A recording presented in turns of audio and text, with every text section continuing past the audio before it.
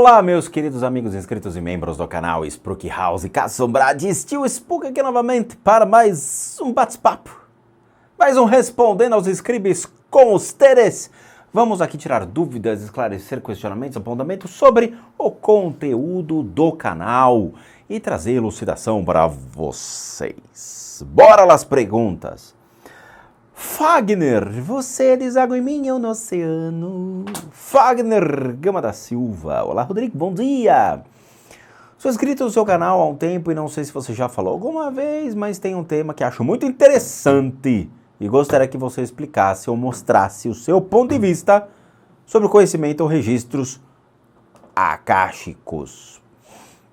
Acho muito interessante essa grande biblioteca astral e como há muitos conhecimentos que transcendem o tempo e o espaço, que se materializam por pessoas que tanto se inspiram e dedicam para transformar o mundo em que vivemos. Há alguma bibliografia que você recomende aos inscritos? Um grande abraço, fique com Deus. Fagner, ritos akáshicos, tá? Você colocou káshicos, não, ritos akáshicos. Há muita dúvida e controvérsia sobre o que são os ritos akáshicos, mas acredita-se que tudo aquilo que aconteceu ao longo de toda a história e sobre a história futura da humanidade está escrita em um livro. Esse livro encontra-se no nosso mundo, no astral, onde as pessoas poderiam acessá-lo.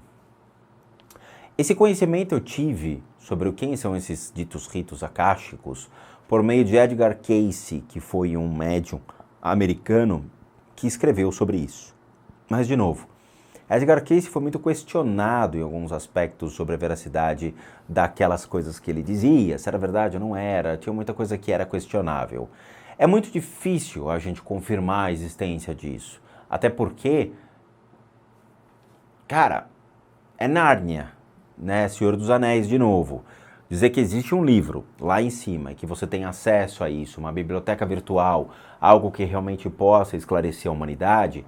Se realmente existisse tudo isso, as pessoas já tinham acesso, já tinham codificado o livro e a gente já tinha uma resposta para a vida que não fosse 42. Então, de novo, são histórias, lendas, fábulas, será que existe ou não existe, será que é real ou não é real? Então, não posso lhe dar veracidade sobre esse fato, mas que eu li somente nos livros de Edgar Cayce, que eu comprei pela Amazon. Numa época, existe um livro dele só sobre ritos disso, mas que, de novo, não são comprovados se são reais ou não. Ele pode ter feito aquilo numa viagem astral estimulada por certas drogas, estimulada pelo uso de alucinógenos e aí teve contato com isso. De novo, não tem como comprovar. Eu acho que nos xamãs também tem alguma coisa que fala sobre isso dentro do xamanismo, mas também nada foi documentado, nada foi trazido à tona, nada foi escrito a respeito disso, comprovando a veracidade de todas essas informações, tá? Cacau, boa tarde, Rodrigo, meu nome é Cláudio, eu moro em Ribeirão Preto. Gostaria que você falasse sobre o dízimo. Olha só, faz tempo que tem gente que no começo eu me perguntava sobre o dízimo, depois parou. O dízimo é uma coisa muito interessante, sabe, Cláudia? E assim, eu pago o dízimo. Eu, Rodrigo, pago. Mas não 10%, tá? Que é o dízimo, é a 10ª parte de alguma coisa. Eu dou um valor e gostaria, obviamente, de poder doar mais, mas por enquanto é o que eu acredito que é sustentável e factível. Eu dou um valor para o templo budista que me acolhe, tá? Então eu frequento um templo budista, obviamente o templo budista ele precisa sobreviver, financeiramente falando, então eles dão muitos cursos, tem a loja deles lá dentro, tem meios de obviamente, angariar fundos e, além disso, eu ainda dou recursos financeiros para que esse templo mantenha a sua estrutura com funcionários, com pessoas que possam ali ajudá-los, tá?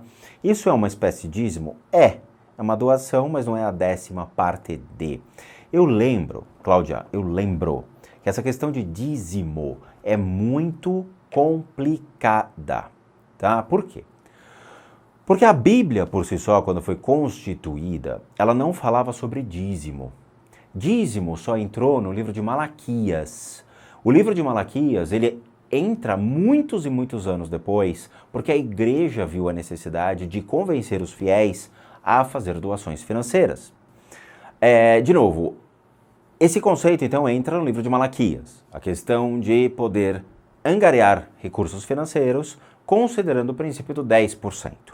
Então começa a complicar, porque na Constituição da Bíblia não se fala sobre isso. Eu lembro que eu li a respeito que só tem 2 passagens que se faz menção a dar uma parte de, tá? Eu lembro que tem uma passagem interessante que é sobre terras, que o filho de um cara se torna um grande rei, e aí ele dá uma parte de seus bens ou uma parte das suas terras para o seu pai. De novo, são passagens assim que remetem à questão de dar ou doar, mas que não tem nada a ver com o dízimo. Então eles oficializaram a questão do dízimo trazendo dentro do livro de Malaquias. Então complica, por quê? Porque você vai falar, então, quer dizer, na Bíblia original, nos escritos originais, na escrita original da Bíblia, não faz menção. Aí surge depois, por interesse financeiro da própria instituição da Igreja Católica. Aí você fala, pô, então eu não sou obrigado a dar. Ninguém é obrigado a dar nada. O dízimo é muito interessante porque quando você dá qualquer tipo de valor a uma instituição financeira, uma instituição religiosa, ou até mesmo você faz caridade por meio, aí sim, de recursos financeiros, para instituições de caridade que precisam se manter, você não está exercendo somente a questão da obrigatoriedade que você se coloca, dizendo, eu sou obrigado a doar 10%, mas você está fazendo um ato de generosidade. Então vamos esquecer a questão do dízimo por si só, vamos começar a olhar a questão da generosidade humana. Você pode pegar recursos financeiros e generosamente fazer doação para quem você quiser, Essas doações, elas são muito importantes por N aspectos. Uma, te ensina a dar bens a outra pessoa sem querer algo em troca. Isso é bom porque exercita em você a generosidade, a caridade, o desapego, a questão de ajuda ao próximo, a compaixão ao próximo.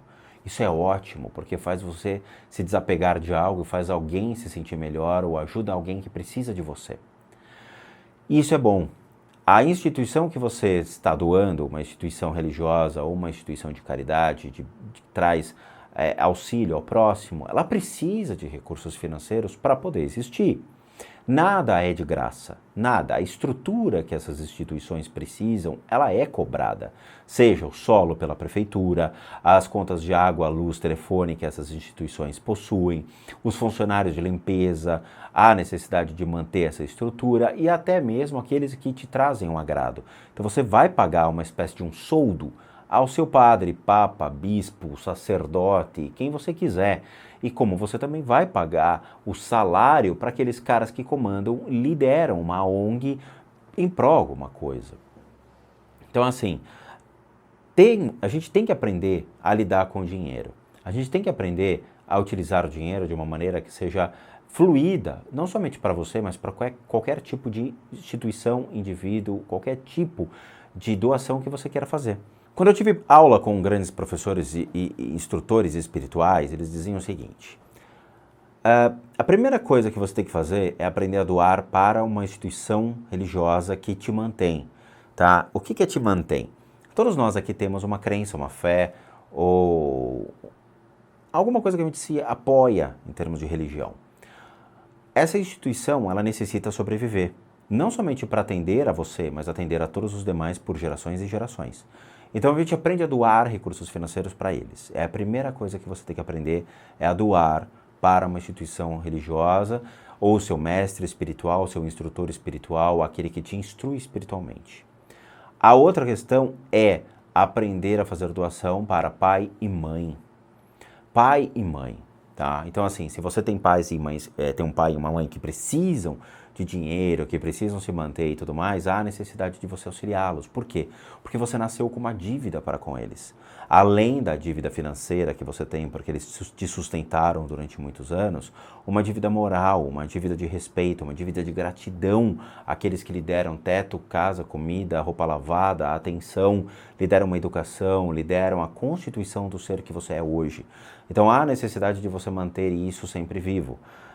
Então, não é errado você aprender a fazer doações para a sua família. Você vê jogadores de futebol fazendo doações para os pais sempre que começam a ganhar dinheiro.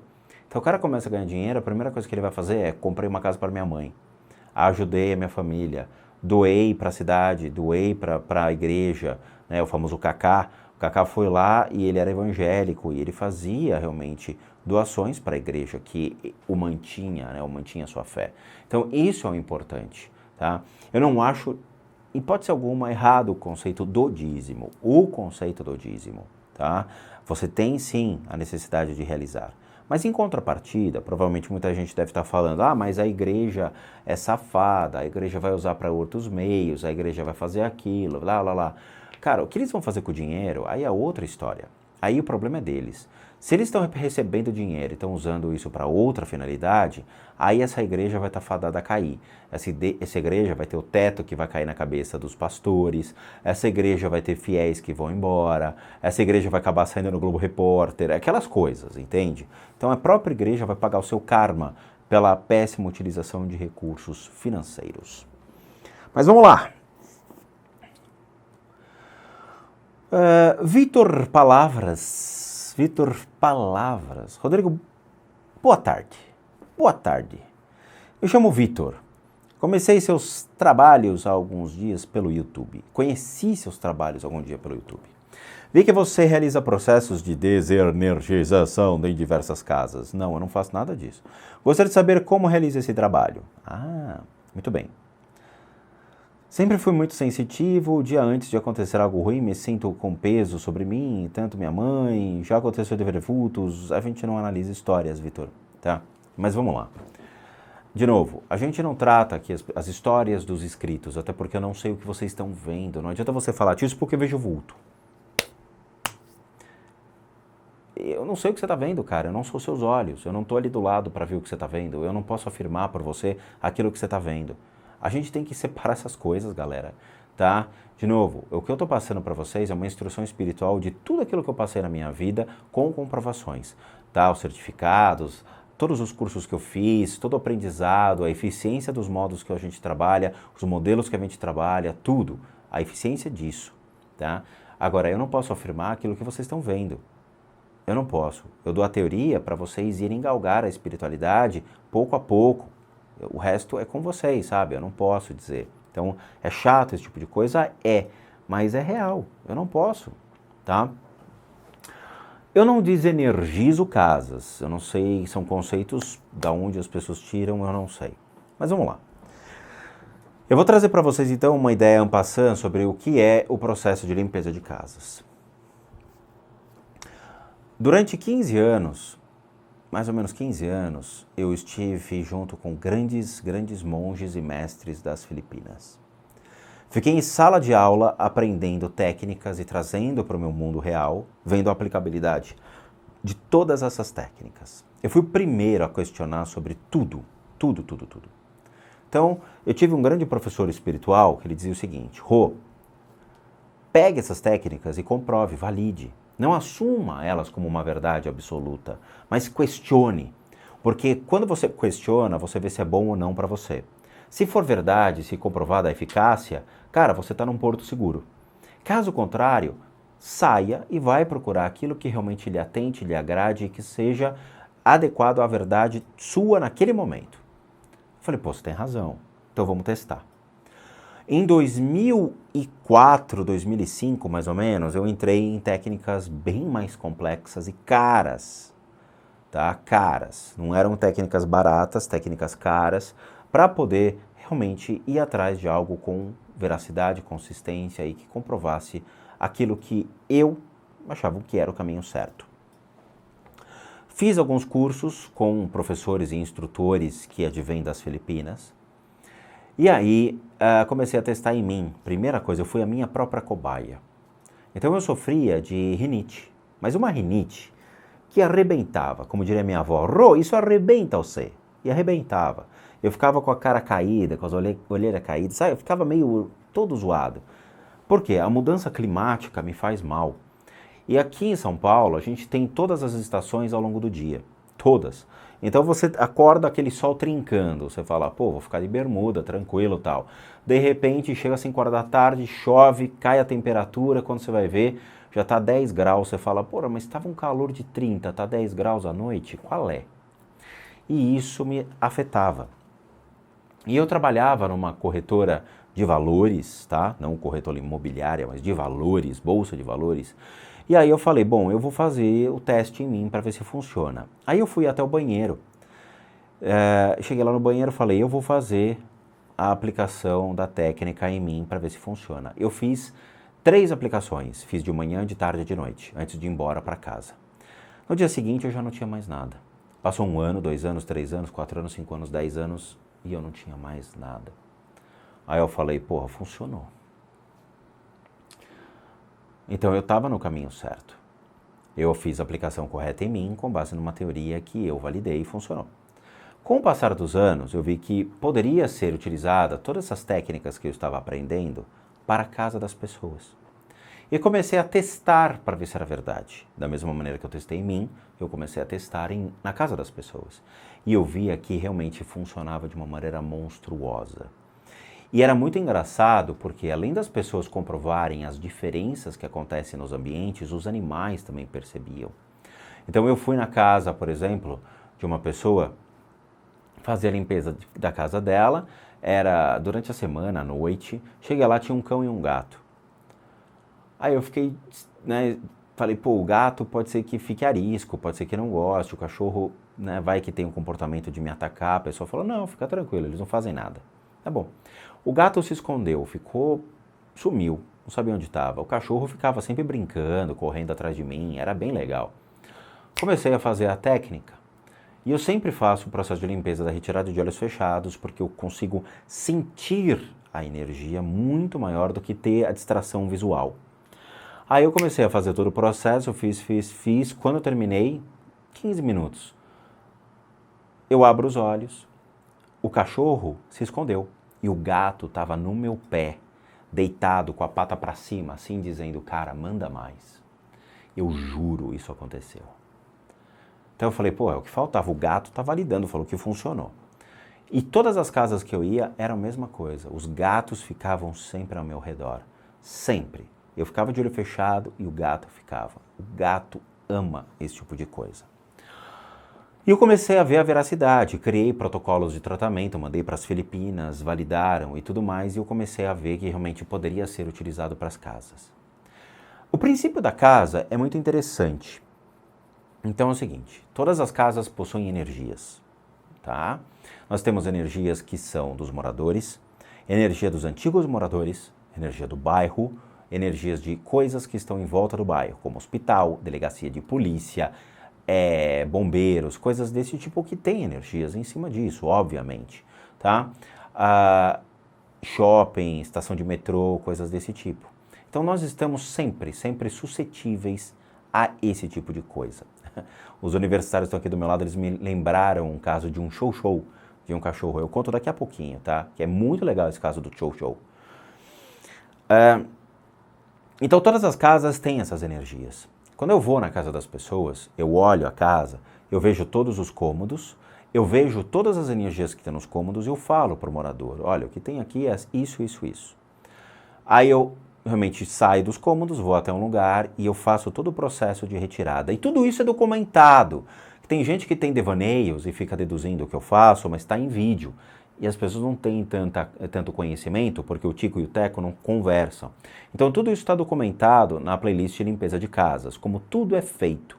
Mas tem que deixar bem claro a vocês, e é o discurso que eu sempre falei, a playlist de limpeza de casas são vídeos resumidos. Por que resumidos? A gente fica às vezes 5 horas na casa da pessoa, 6 horas na casa da pessoa. Esse processo de 6 horas é conversar com a pessoa, fala com a família, vê o que está acontecendo, faz com que as pessoas sintam a energia, faça com que as pessoas comecem a despertar o conhecimento para esse tipo de coisa. Então ele demora e consome o dia inteiro. E aí a gente publica um resumo de 40 minutos sobre o que foi a gravação. Tá? Então aquilo é um resumo, são as principais partes, tá? Então tem todo o timing da pessoa de sentir e tudo mais, tal. É muito mais a pessoa do que a técnica em si, porque a técnica, entrei e já vou limpando, tchau, até logo, 20 minutos estou fora. A gente também tem esse processo de retirada, na qual a gente trabalha com técnicas budistas e técnicas baseadas em um instituto das Filipinas, tá? Estamos falando do budismo tibetano, Vajrayana tem técnicas incríveis para esse tipo de coisa. Estamos falando de monges, até na Tailândia os caras são muito bons dentro desse princípio e não precisam, por exemplo, de ervas da Jurema, não precisam pular 7 ondinhas, não precisam passar produto no chão que você não sabe se pode queimar o teu pé ou mesmo queimar a tua pele. Isso é crendice popular brasileira, tá? No Oriente existem outras técnicas que são muito melhores e muito mais eficazes, porque vem de caras que sabem dos Paranauê. O brasileiro não sabe. Tem que deixar isso bem claro, porque eu sou muito contra esses negócios de ficar passando produto no chão, esses negócios de ficar tomando banho de produtos que você não sabe o que é e pode queimar a tua pele, com a finalidade de proteger a tua casa ou limpar a tua casa. Não precisa de nada disso. A gente não vende vela, a gente não vende mato para pessoas, tá? Não vende esse negócio. Porque no Oriente não se faz uso desse tipo de coisa. E tudo aquilo que eu trago é do Oriente. Então a gente trabalha com processos de bioenergia, processos de acupuntura, processos reais e comprovados que têm a sua finalidade rápida e eficaz. Então eu trago esses princípios para poder retirar essas energias. Hoje, todo o processo de limpeza de casas ele é feito à distância. Por quê? Porque 6 horas numa casa de uma pessoa é loucura. A gente não tem esse tempo.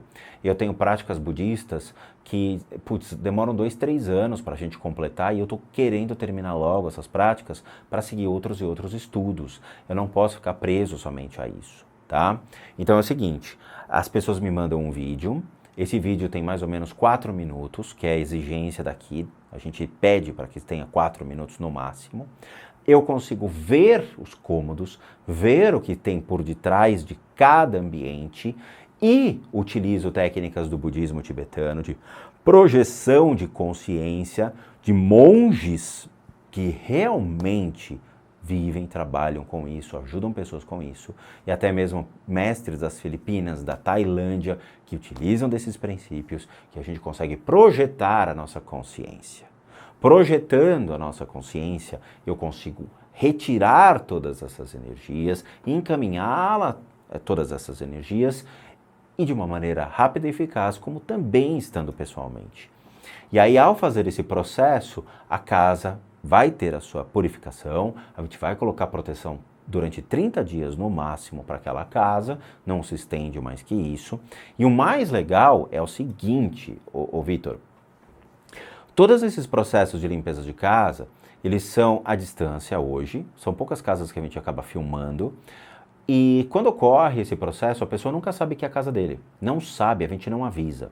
Todo contato conosco é por e-mail, não é por telefone, fax, WhatsApp, não tem nada disso. É único e exclusivamente por e-mail, tá? Quando a gente recebe a casa da pessoa, existe um timing que a gente estipula, que é mais ou menos 3 meses, que é a lista de espera. A pessoa não sabe quando vai ser tratada. Quando ela acorda, durante esses 3 meses, ela acorda e fala, cara, eu tive ou um sonho estranho com o Rodrigo, ou alguma coisa aqui aconteceu na minha casa. Eu estou sentindo a casa diferente. Chega, vai direto no e-mail, tá lá. Sua casa foi tratada, a Dani explicando tudo o que aconteceu. É assim, não existe efeito placebo, a pessoa nunca sabe quando a casa vai ser limpa e a pessoa é que me diz que sentiu a diferença, tá? A pessoa que identifica. Então o processo ele tem a sua eficiência, sim, e você pode ver que sempre tem comentários de pessoas que passaram pelo processo de limpeza de casa no box dos vídeos, falando, cara, hoje você veio aqui me tratar, eu senti a casa, cara, que legal, funciona. Por quê? Porque vocês estão pagando por um serviço que eu sou obrigado a entregar. Obrigado, isso chama-se ética profissional. Infelizmente, a gente não vê essa ética por aí, mas a gente tem, porque meu compromisso não é só com vocês, é com a minha espiritualidade e com os caras que me ensinaram, porque a gente pertence a uma linhagem, uma tradição que vem passando de geração para geração, de aluno para aluno, de vai se estendendo. Então, assim, desde o budismo tibetano até as técnicas orientais mais antigas, tudo pertence a uma linhagem, e essa linhagem existe um respeito.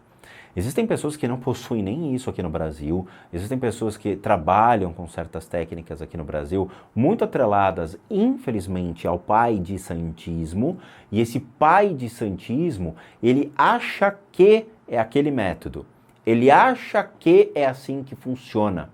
E esse eu acho que, ele não só afeta as outras crenças e os outros que fazem um trabalho honesto, mas ele também se engana e engana o seu público. Muitas vezes uma pessoa realmente está com câncer, muitas vezes a pessoa realmente está precisando de ajuda, mas esse cara, ele age pela ignorância dele afetando os demais. Essa é a minha grande briga. Porque esse cara não sai da zona de conforto e ele tem que aprender certas técnicas que realmente são reais, só que o cara não quer aprender. O que ele quer é receber dinheiro e não fazer a coisa realmente fluir. Eu estou falando isso por quê? Porque é muito complicado quando a gente lida com essas crenças espirituais ou essas possibilidades espirituais para poder ajudar as pessoas. Como eu comprovei em mim, na minha casa, na casa de pessoas, e ao longo dos anos eu venho procurando técnicas que são factíveis, técnicas que realmente têm a sua validade, até para que eu possa trabalhar, eu posso falar, aonde eu estou eu achei uma perfeita técnica, são uniões de várias técnicas capazes de poder ajudar sim uma pessoa. Dentro do budismo tibetano, desde os grandes professores das Filipinas, desde os grandes mestres da Índia e da China, esses caras sabem horrores de muitas técnicas para poder ajudar e atender quem precisa. E cabe a gente correr atrás disso. E não ficar numa zona de conforto, vendendo produto para esfregar o chão, sendo que aquilo pode derreter o teu pé na hora de pisar, entendeu?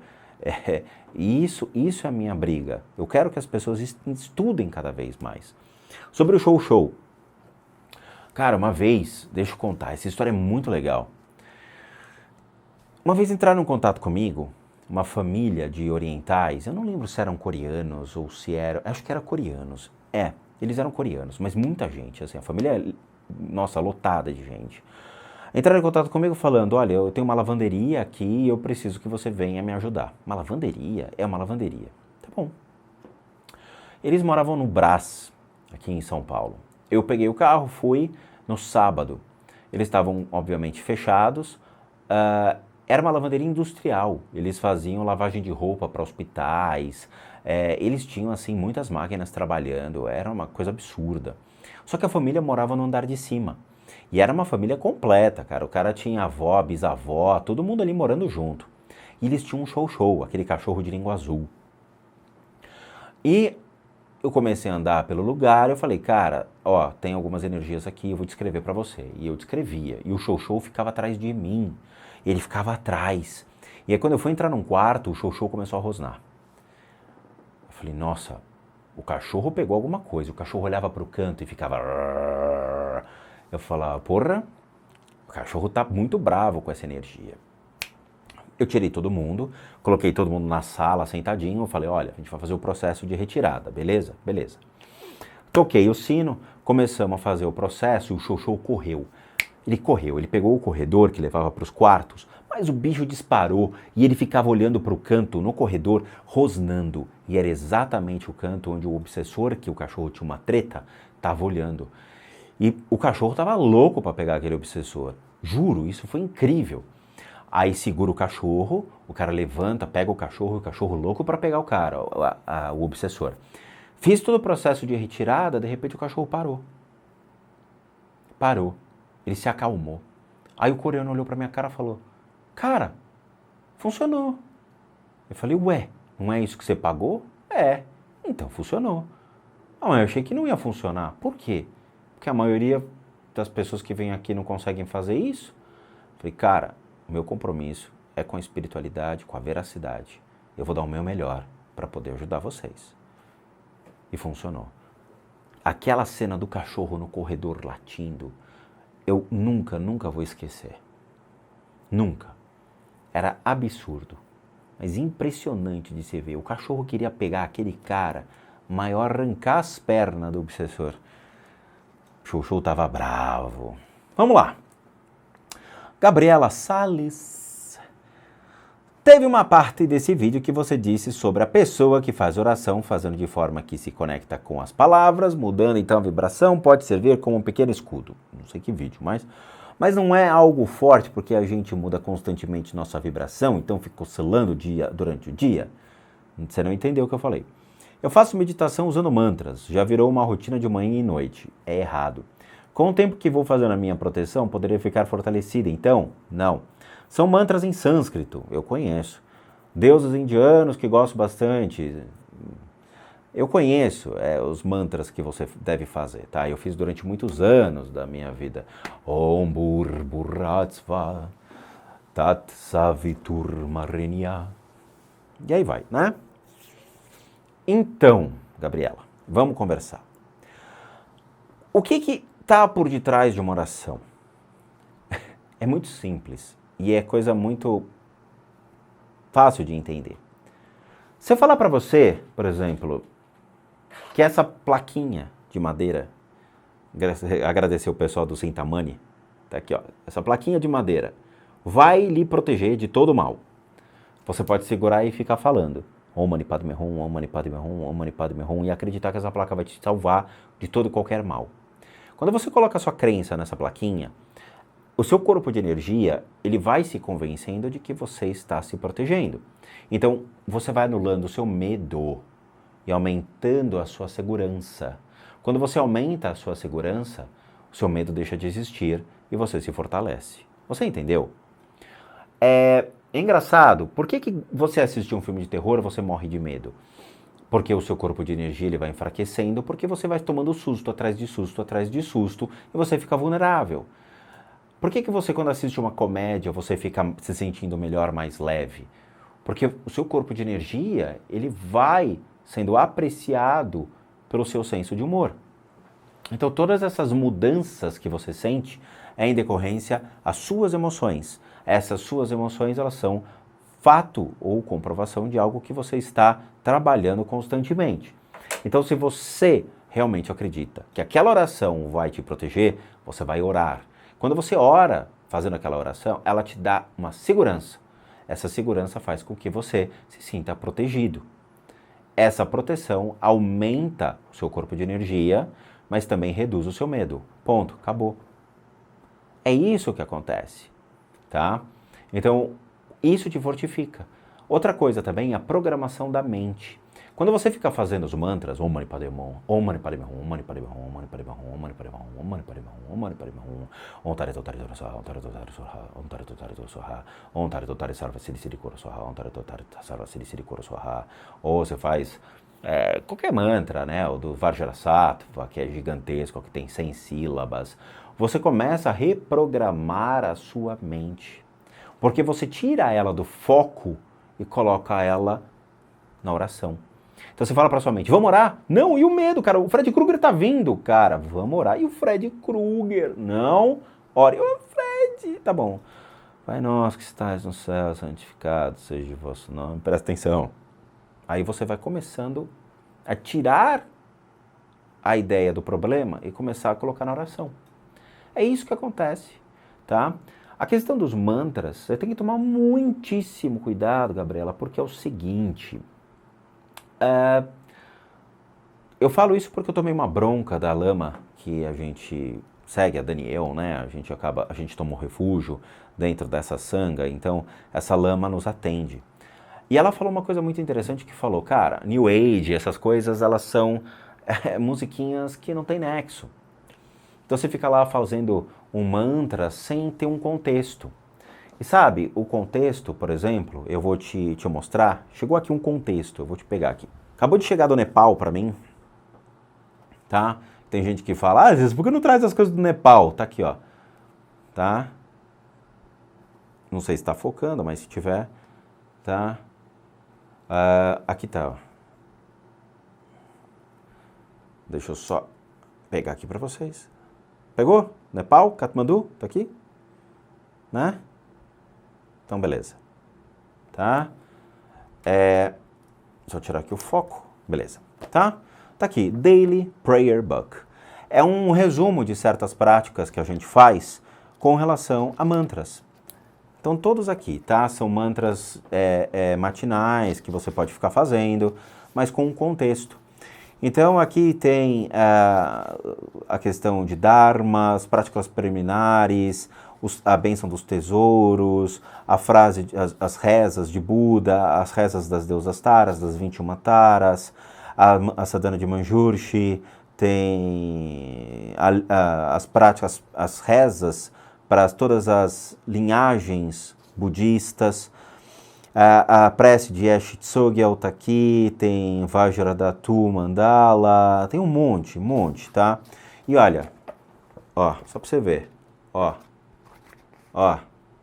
isso aqui não é um mantrinha, isso aqui são práticas sérias, extensas, ó, tá? Essas práticas extensas é a maneira correta da gente fazer. E não ficar sentado sem um porquê e ficar fazendo Om Mani Padme Hum, Om Mani Padme Hum, Om Mani Padme Hum, Om Mani Padme Hum. Não. Existe uma visualização, existe sim a maneira correta de se fazer. Não estou falando só de postura, não, tá? Nem pranayama, nada. Estou falando a maneira de visualizar a Chenrezig ou Lokesvara ou Avalokita, dependendo muito da linhagem que você segue, mas a maneira como você visualiza, a representação da deidade que responde por esse mantra, como você realmente traz ela, como você consegue enxergar os detalhes da representação dela, é uma prática extensa, E assim, eu gosto muito de mantras, eu pratiquei mantras a minha vida toda, sempre achei muito legal, mas tomei uma bronca e assim, eu concordo com a Lama, eu concordo. Eu acho que a gente joga muito texto ao vento e espera que aquilo realmente funcione. E quando a gente senta e percebe que é a mesma coisa que falando sozinho, não tem função nenhuma. Então, a gente tem que realmente trabalhar com princípios sérios, a gente tem que trabalhar com práticas sérias. Você não fica falando Pai Nosso que está no céu assim, do nada.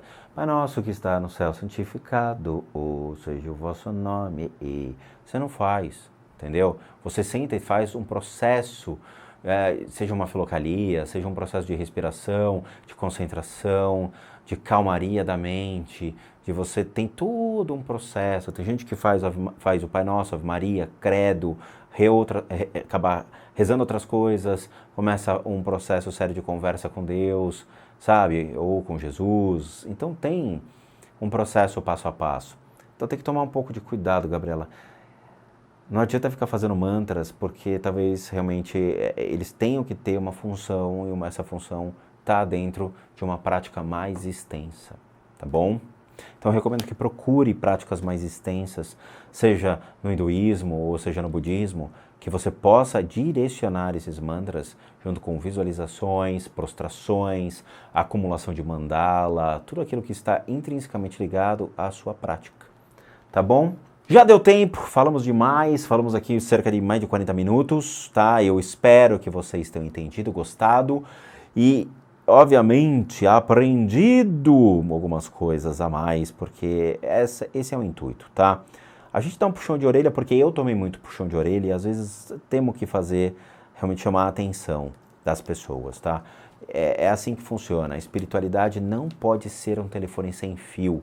A gente tem que trabalhar uma espiritualidade assertiva, uma espiritualidade que realmente você receba do seu instrutor espiritual a informação correta e não de terceiros. E eu sou um instrutor espiritual licenciado, então eu posso me dar esse título, mas eu não sou um mestre. Eu sou um instrutor espiritual, tá bom? Então é isso. Quero agradecer a todos, muitíssimo obrigado. Lembre-se, recadinhos finais. Para aqueles que querem passar pelos tratamentos, pela limpeza de casa, como a gente sempre falou ao longo de muitos e muitos vídeos, e temos esses vídeos já publicados no canal, playlist de limpeza de casas e o depoimento dos inscritos, devem encaminhar um e-mail para limpeza de casas limpeza com Z de casas@gmail.com.